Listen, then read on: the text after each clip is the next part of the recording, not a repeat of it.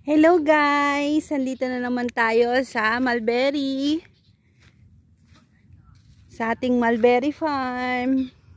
Ayan, naghahanda na tayo ng ating pampiking by September. Ayan, nasimulan ko ng magtanggal ng mga dahon ng mulberries. De-defoliate na ulit natin sila para by September. Ayan guys. Kanina nakaapat na puno.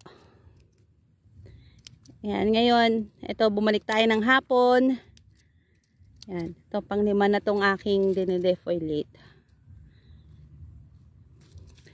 Kailangan na nating i-defoliate guys kasi may mga bunga na at saka maganda ang araw.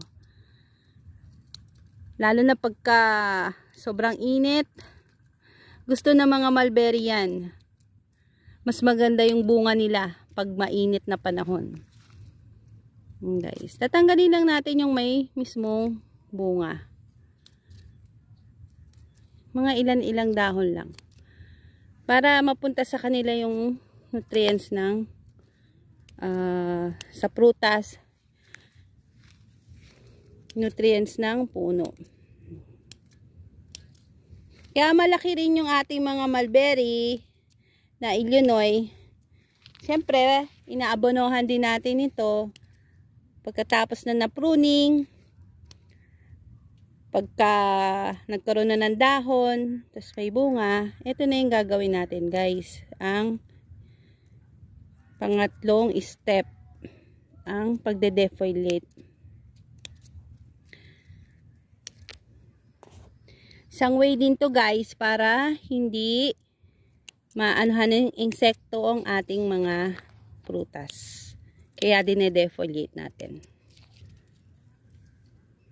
Yan guys. Bali sa isang row po natin dito sa farm ay 13 trees. Ito sa mga bago.